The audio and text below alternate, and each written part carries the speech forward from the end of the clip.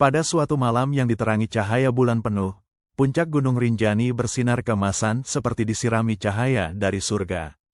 Di tengah sabana sembalun yang dingin, seorang pemuda berdiri menghadap kawah segara anak, tubuhnya ramping dan tegap, matanya bersinar hijau zamrud. Ia bukan manusia biasa, namanya Dandi, manusia berwujud rusa Timor, berumur 25 tahun. Ia memiliki tanduk bercabang 3 yang menyala keemasan saat bulan penuh. Kulitnya coklat keemasan, dan langkahnya tak bersuara. Dandi adalah titisan roh penjaga alam yang telah bersumpah menjaga tanah leluhurnya, Nusa Tenggara Barat. Di desa Bayan yang tenang, masyarakat Sasak menyimpan dongeng lama tentang rusa bertanduk emas. Konon, setiap 100 tahun sekali, roh hutan akan menjelma dalam bentuk manusia untuk menjaga keharmonisan antara manusia, hewan, dan alam. Dandi lahir sebagai anak yatim di desa Tete Batu dekat kaki Rinjani. Sejak kecil, ia merasakan panggilan aneh dari hutan, dan tubuhnya berbeda, ia berlari cepat, memiliki telinga tajam, dan kulitnya menyatu dengan warna tanah.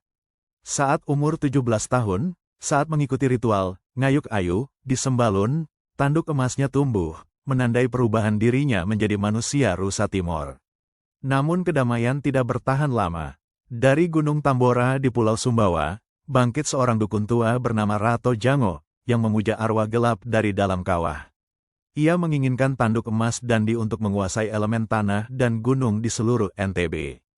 Dengan mantra dari kitab Tua Bima, ia membangkitkan pasukan abu, makhluk berapi dari dasar Tambora. Mereka menyerang ladang sorghum di Dompu, menghancurkan ternak di Kempo, dan menyebar racun ke sungai-sungai di Sape dan Lambu. Untuk mengalahkan Rato Jango, Dandi harus menyatukan roh leluhur dari ketiga wilayah sakral di NTB. Lombok, ia menari gandrung Sasak di desa Sukarara, lalu bermeditasi di Goa Bangkang, gua tua yang dipercaya sebagai pintu roh alam. Sumbawa, di Taliwang, ia menerima keris Sangadatu, warisan Raja Samawa, dan menyatukan diri dengan roh kerbau hitam dari Padang Lito. Moyo dan Satonda, di tengah danau Satonda, ia berkomunikasi dengan burung elang suci. Dari sana ia menerima mantra pelindung langit bernama Endai Labu. Setelah melalui perjalanan ini, tanduk emasnya tumbuh lebih terang dan mengandung 3 roh pelindung, tanah, air, dan langit. Rato Jango membawa pasukannya mendaki Rinjani.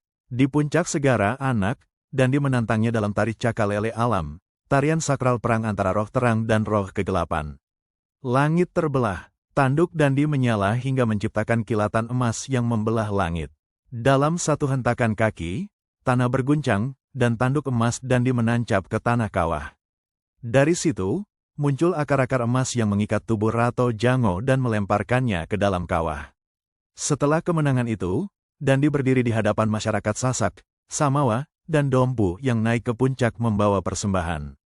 Ia mengangkat tanduknya dan mengucapkan, "Aku, titisan tanah dan hutan, bersumpah menjaga tanah leluhur kita, Nusa Tenggara Barat, selamanya."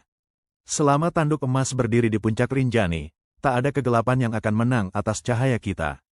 Kini, setiap kali anak-anak NTB melihat cahaya keemasan dari puncak Rinjani saat bulan penuh, mereka percaya Dandi masih ada. Di Pantai Sekotong, Pantai Lakei, Pulau Kenawa, hingga Gunung Tambora, dongeng tentang manusia rusa Timor selalu hidup.